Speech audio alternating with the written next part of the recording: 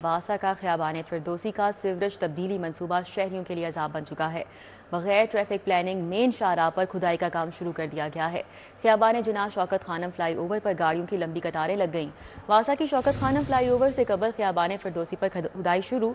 नाकिस planning से ख़ियाबान फिरदौसी पर traffic रवानी बुरी तरह मुतासर है।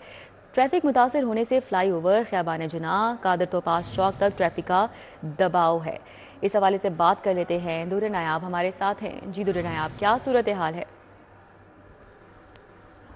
जी बिल्कुल, वासा ने अपनी नाकिस प्लानिंग की वजह से ख़ियाबान फिरदौसी पे जो सीवर का काम स्टार्ट किया है उस पे अब शहरियों को दोहरी मुश्किलात में डाल दिया है। एक तो सीवरेज का काम शुरू करने से कबल ना ही मुनासिब प्लानिंग की गई और ना ही कोई ट्रैफिक रूट प्लान दिया गया, जिसकी वजह से शहरी बिल्कुल इस हवाले से अनअवेयर है।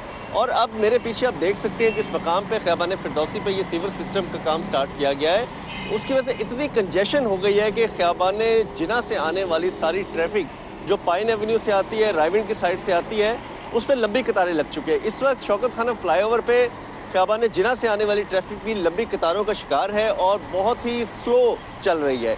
इसी तरह पीछे ख़ियाबान जिना पे सारे छतरी चौक तक कंजेशन आया हुआ है और पाइन एवेन्यू तक उसका दबाव जा रहा है। अगर ये बर वक्त प्लानिंग की जाती, शहरियों को बता दिया जाता, तो आज ये ट्रैफिक के हालात ना होते।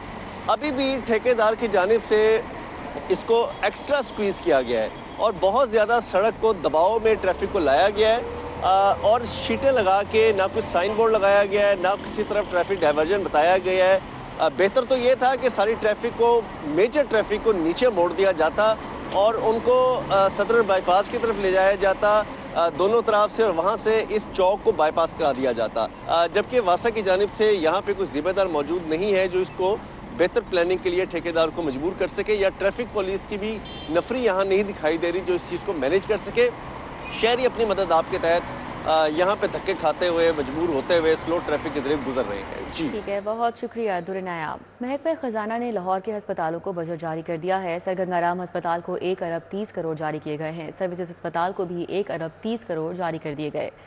डिमॉन्ट मोरेंसी कॉलेज ऑफ डेंटिस्ट्री को 76 मिलियन जारी किए गए हैं। इस हवाले से मजीद बात कर लेते हैं। एडिटर ब्यूरोक्रेसी कैसर खोखर हमारे साथ हैं। जी कैसर खोखर। जी बिल्कुल, महकमा खजाना हुकूमत पंजाब ने लाहौर के अस्पतालों को बजट जारी किया है। सर गंगाराम अस्पताल को 1 अरब 30 करोड़ रुपए जारी किए गए हैं। डीमॉन्ट कॉलेज ऑफ डेंटिस्ट्री को 76 मिलियन रुपए जारी किए गए हैं। ब्लड ट्रांसफ्यूजन सर्विस को लिए 318 मिलियन रुपए जारी किए गए हैं। सर्विसेज अस्पताल को 1.3 अरब रुपए जारी किए गए हैं। मेंटल अस्पताल को 442 मिलियन रुपए जारी किए गए हैं। महकमा खजाना ने ये अस्पतालों को तनख्वाहें और ऑपरेशनल अखराजात, जिनमें बिजली का बिल है, गैस का बिल, पेट्रोल है, या दफ्तर के दीगर अखराजात हैं या तनख्वाहें हैं, उस बात में ये बजट जारी किया है। ठीक है, कैसे खोकर हमारे साथ ही रहेगा, आपसे मजीद डिटेल्स जानेंगे। महकमा बहबूदाबादी ख़त्म, नोटिफिकेशन जारी कर दिया गया है। महकमा बहबूदाबादी को महकमा प्राइमरी हेल्थ में जम कर दिया गया है। महकमे का नया नाम महकमा हेल्थ एंड पॉपुलेशन होगा। इस हवाले से भी बात करेंगे। कैसे खोकर हमारे साथ ही हैं। जी कैसे खोकर। जी था उसको खत्म करने का नोटिफिकेशन जारी किया है और महकमा पॉपुलेशन को महकमा प्राइमरी हेल्थ केयर में डम कर दिया गया है। अब महकमा प्राइमरी हेल्थ केयर का जो नया नाम होगा वो महकमा हेल्थ एंड पॉपुलेशन होगा। जनूबी पंजाब का जो महकमा हेल्थ एंड पॉपुलेशन जनूबी पंजाब इलाका का ये महकमा बनाया गया और DG population welfare secretary health और पॉपुलेशन को रिपोर्ट करेगी।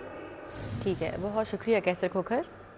पीएचए ने वज़ीर आला पंजाब के अहकामात हवा में उड़ा दिए। पीएचए के वर्क चार्ज डेली वेजर कम अज़ कम उजरत 37,000 माहाना से महरूम हैं। बोर्ड ऑफ डायरेक्टर्स की मंजूरी फाइनेंस डायरेक्टोरेट ने ताहाल अमल दरामद नहीं किया है। वज़ीर आला ने कम अज़ कम उजरत का नफाज 100% करने का हुक्म दे रखा है। दुर्र नायाब हमारे साथ इस हवाले से उनसे बात कर लेते हैं। जी दुर्र नायाब।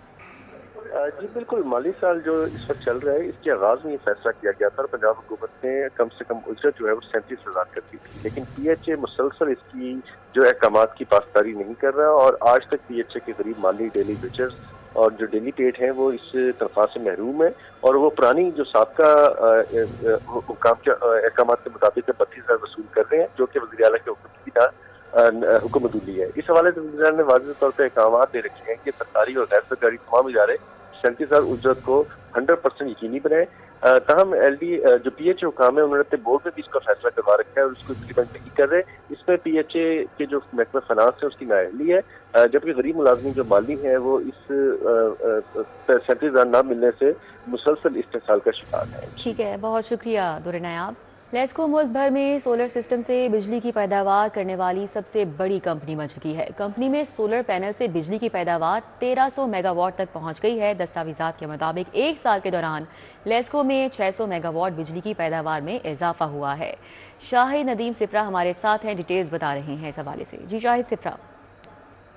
जी बिल्कुल, लाहौर इलेक्ट्रिक सप्लाई कंपनी मुल्क भर में सोलर सिस्टम से बिजली की पैदावार करने वाली सबसे बड़ी कंपनी बन गई है। ज़राए की जानिब से बताया गया है कि एक साल के दौरान तकरीबन 600 मेगावाट सोलर पैनल्स की मदद से बिजली की पैदावार का इजाफा किया गया और अब लेस्को में मजमूई तौर पर 1300 मेगावाट सोलर पैनल्स के ज़रिए बिजली की पैदावार की जा रही है। और ना सिर्फ सार्फिन अपने बिलों में इसकी बुनियाद पर कमी ला रहे हैं, बल्कि उसके साथ साथ इजाफी जो बिजली है वो लेस्को को फ़रोख्त भी कर रहे हैं।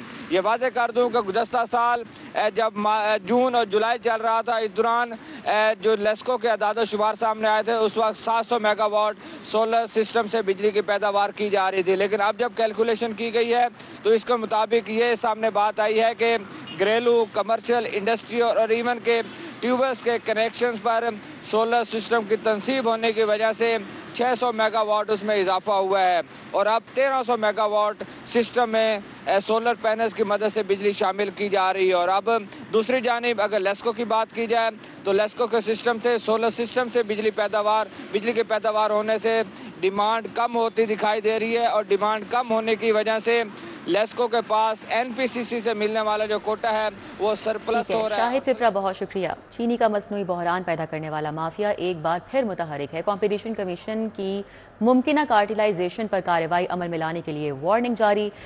कॉम्पिटिशन कमीशन का चीनी की कीमतों में इजाफे पर रोजाना की बुनियाद पर निगरानी का अमल भी तेज हो चुका है। कलीम अख्तर इस हवाले से मजीद डिटेल्स बताएंगे। जी कलीम।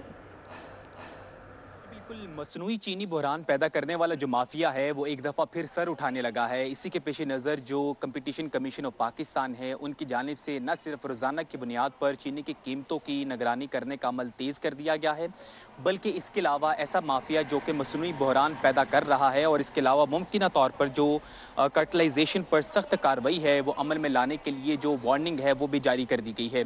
इस हवाले से कंपटीशन कमीशन ऑफ पाकिस्तान की जानिब से वाज़े तौर पर मजीद ये कहा गया है कि गैर मुसाबकती जो सरगर्मियाँ हैं और मुमकिन तौर पर जो कट-जोड़ है उसकी निशानदेही होने पर जो सख्त कार्रवाई है वो अमल में लाई जाएगी और बाकायदा तौर पर जो चीनी की कीमतों का तयन है वो भी करने के लिए हुकूमत से रिक्वेस्ट की गई है कि वो इसमें इसकी तलब और रसीद पर इस अमल को छोड़ दिया जाए। जबकि इसके अलावा वाज़े तौर पर यह भी हदायत कर दी गई हैं कंपटीशन कमीशन ऑफ पाकिस्तान की जानिब से कि गन्ने की जो इमदादी कीमतों का निज़ाम है वो ख़त्म करके मार्केट बेस का जो मैकेनिज़्म है वो मुतारिफ करवाया जाए। अब इसी के पेश नज़र जो कंपटीशन कमीशन ऑफ पाकिस्तान है उनकी जानिब से एक दफ़ा फिर जो मसनूई तौर पर चीनी का बहरान पैदा करने की कोशिश की जा रही है उसके पेश नज़र चीनी की कीमतों का रोज़ाना की बुनियाद पर जो निगरानी है वो करना शुरू कर दी गई है और बाकायदा तौर पर यह भी देखा जा रहा है कि शुगर मिल्स और इसके अलावा जो एसोसिएशन है क्या उनका आपस में कट-जोड़ तो नहीं हो रहा। इसी के पेश नज़र भी जो वाज़े तौर पर अहकामात हैं वो भी जारी कर दिए गए। अगर किसी किस्म का कुछ शवाहद मिलेगा